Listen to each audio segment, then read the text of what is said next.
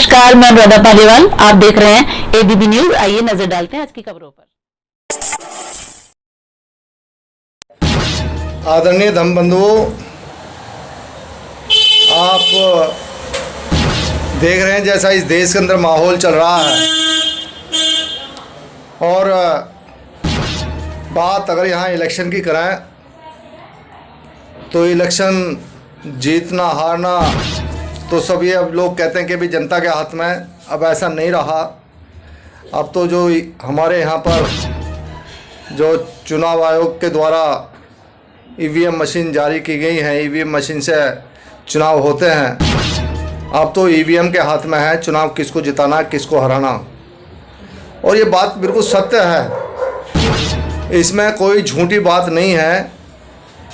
EVM के द्वारा ही यहाँ पर इलेक्शन जीते जाते हैं और हराए जाते हैं। अब जनता के हाथ में नहीं है। जनता चाहती है कुछ और, जनता इस देश के अंदर बदलाव चाहती है, लेकिन अब जनता के चाहने से ऐसा कुछ भी नहीं होगा। अब तो जो ईवीएम चाहेगी या ईवीएम को चलाने वाले लोग चाहेंगे ऐसा होगा, क्योंकि ईवीएम एक कंप्यूटर सिस्टम है और कंप्यूटर सिस्टम को इंसान ने बनाया है, और इंसान के अंदर इतनी कैपेसिटी है वो जिस मशीनरी को भी हैक कर सकता है। तो इसलिए इंसान बहुत बड़ी चीज़ है, और इंसान के हाथों के द्वारा जो चीज़ का निर्माण जिस चीज़ का निर्माण हुआ है उस यंत्र का इंसान को पता है कि इसका कैसे सदुपयोग किया जाएगा और कैसे दुरुपयोग किया जाएगा। इसलिए अब ईवीएम जिसको चाहेगी उसको हराएगी, जिसको जिताना चाहेगी उसको जिताएगी। लेकिन अब बात आती है ईवीएम मशीन हटे कैसे। ईवीएम मशीन का एक ही तरीका है। अगर इस देश की जनता सड़कों पर आ जाए, इस देश की जनता एक आंदोलन करे, अगर आप चाहो कि भाई नेता इस काम को करेंगे, नेता कोई इस काम को नहीं करेगा। नेताओं को तो वोट चाहिए और आंदोलन आप करेंगे, लेकिन नेता लोग उसमें फ़ायदा उठाएंगे। ये नेता तो ऐसा भी नहीं करेंगे। अगर कोई आदमी इस मामले को लेकर के रोड पर जन आंदोलन करे, जनता का नेतृत्व करे, उस आंदोलन का नेतृत्व करे, तो मैं समझता हूँ कोई पार्टी ऐसी नहीं होगी।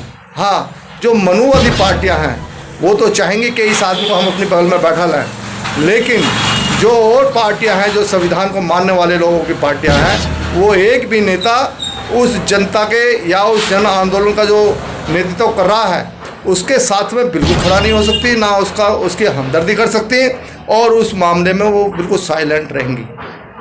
ऐसा मेरा मानना है। आपका क्या मानना है ये मैं नहीं जानता, लेकिन मेरा ऐसा मानना है कि जो भी, और अगर बात करें हम ओबीसी एसटी की, तो ओबीसी समाज को ईवीएम से कोई लेना देना नहीं है। ज़्यादातर ओबीसी समाज के पास ज़मीन जायदाद है, और ओबीसी बैकवर्ड समाज तो जो धनाढ़ लोग हैं, जो फॉरवर्ड बैकवर्ड हैं, वो तो ये कहते हैं भाई हम काहे को बैकवर्ड है, हमारे पास तो सब चीज़ है, हमारे पास ज़मीन है, जायदाद है, धन दौलत है, हमारे पास सब चीज़ है। उनको पता नहीं है उनकी कमर जो तोड़ी जा रही है वो कलम के द्वारा तोड़ी जा रही है। लेकिन जो ऐसी समाज का आदमी है, ऐसी समाज में भी जाटो समाज, खट्टी को कोई लेना देना नहीं है, धोबी कोई लेना देना नहीं है, पासी कोई लेना देना नहीं है। थोड़ा बहुत जागरूक हुआ वाल्मीकि समाज, ये लोग ही आंदोलन कर सकते हैं, आंदोलन करने में सक्षम है। लेकिन इनका साथ कौन देगा? इनका साथ देने के लिए कोई भी तैयार नहीं है। और जब ये लोग आंदोलन पर आएंगे, आंदोलन करेंगे, तो ये अकेले खड़े दिखाई देंगे। ऐसा नहीं है कि आंदोलन नहीं कर सकते। ये क्रांतिकारी कौम है, ये कौम क्रांतिकारी है, सड़कों पर आ सकते हैं, सड़कों पर अपना आंदोलन खड़ा कर सकते हैं। लेकिन ये हमारे नेताओं को सोचना पड़ेगा कि आखिर इनका साथ दें ना दें।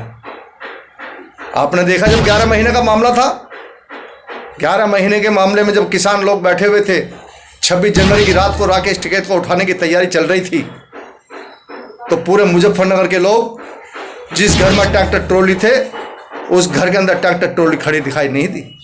वो ट्रैक्टर ट्रॉली रातों रात सड़कों पर आ गई और गाजीपुर के लिए प्लान कर दिया।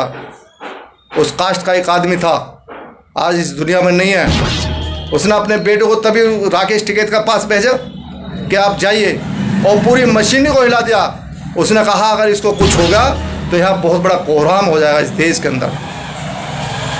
तो उनका एक नेता बैठा हुआ था, जबकि वो पावर में नहीं था, लेकिन उसने एक समाज की हमदर्दी के कारण, एक समाज का आदमी उनका बैठा हुआ था, उसकी इतनी हमदर्दी थी, उसने अपने बेटे को भेजा, और बेटे को भेजकर खुद फ़ोन करा कि यहाँ के जो रक्षा मंत्री थे उसको फ़ोन किया, जो गृह मंत्री थे उनको फ़ोन किया, और जो यूपी का सीएम था उसको फ़ोन किया। उन्होंने कहा इसको हल्के में मत ले लेना, बहुत बड़ा कोहराम मच जाएगा। साथियों, सारी फोर्स पीछे हट गई थी। हमें तो यहाँ ऐसे अपने नेताओं से भी उम्मीद नहीं है। तो इसलिए आपको एक संगठन बनाने की ज़रूरत है और नेतृत्व करने की ज़रूरत है। जो आदमी रोड पर आए उसका साथ देने की ज़रूरत है, जो अग्रणी काम करेंगे उनका साथ देने की ज़रूरत है। मामला बड़ा ख़राब है इस देश के अंदर, और जब तक ईवीएम नहीं हटेंगे आपका सब कुछ लूटता रहेगा। यहाँ संविधान भी खतरे में आ जाएगा। हम रोड पर चिल्लाते हैं संविधान को नहीं मिटने देंगे, संविधान को नहीं हटने देंगे। वो लोग पावर का इस्तेमाल कर रहे हैं धीरे धीरे, और संविधान को छेड़ेंगे भी नहीं, और आपके हक अधिकार सारे छीने जाएंगे। इसलिए आपको जागना है, मकड़ बना करके सोना नहीं है। आप सचेत हो जाओ और इस पर विचार करो, सोचो, और आगे की प्लानिंग हम लोग कर रहे हैं। हम देखते हैं करना क्या है हमें। जय भीम, जय भारत।